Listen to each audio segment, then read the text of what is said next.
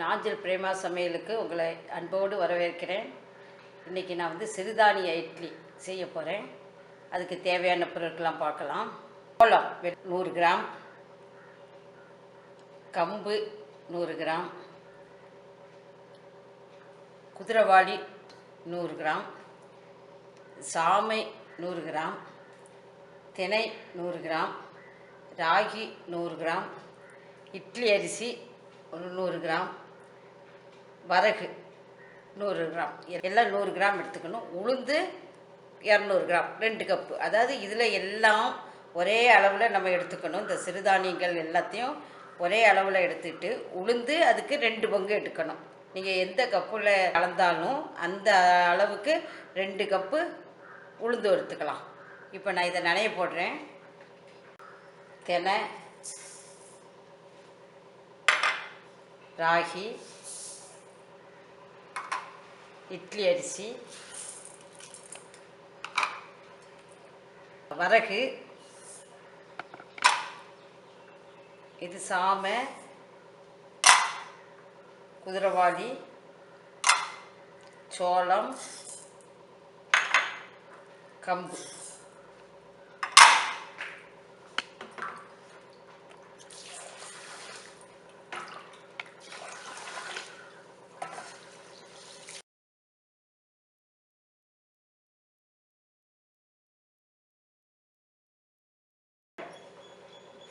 இப்போ நான் இது சிறுதானியங்கள் எல்லாத்தையும் கலந்து ஒரு 2-3 தண்ணி விட்டு நல்லா கழுவி விட்டு கடைசியில் இப்போ தண்ணி விட்டுருக்கேன். இது வந்து உங்களுக்கு ஒரு 2 மணி நேரம் ஊறட்டும்.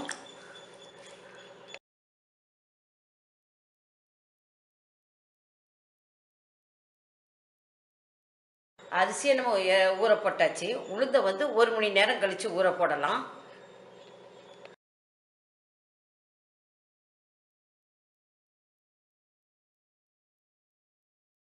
அரிசியும் உளுந்தும் ஊறின பிறகு நான் அரைச்சி வச்சுருக்கேன். இந்த பதத்துக்கு இருக்கணும் மாவு.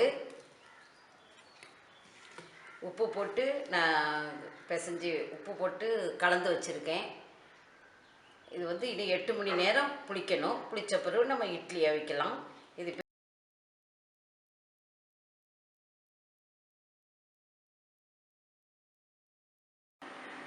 இப்போ சிறுதானியங்கள் எல்லாம் நான் ஊற போட்டு அதை அரைச்சி இப்போ 8 மணி நேரம் ஆயிருக்கு.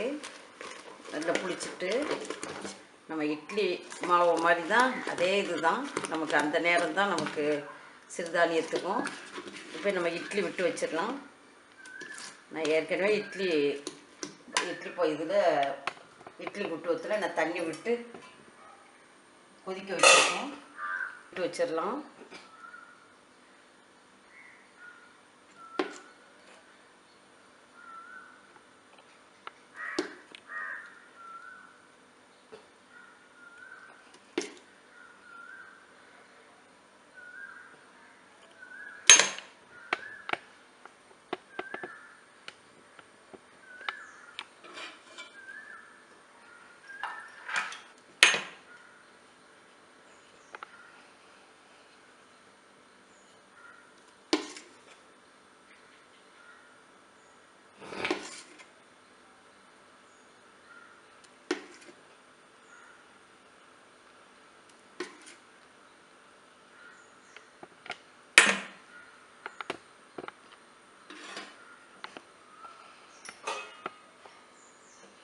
இது ஒரு 7 நிமிஷம் வேகட்டும். இட்லி வெந்துருச்சான்னு பார்ப்போம்.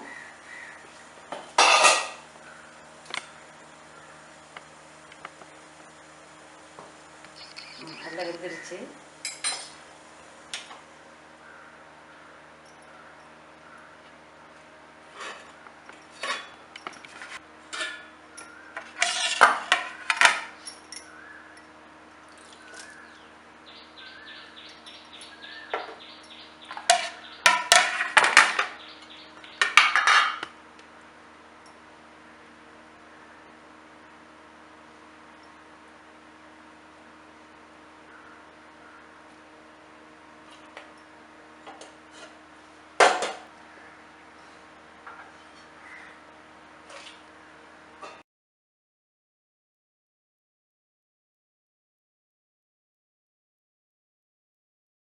இப்போ சிறுதானிய இட்லி தயாராகிடுச்சு.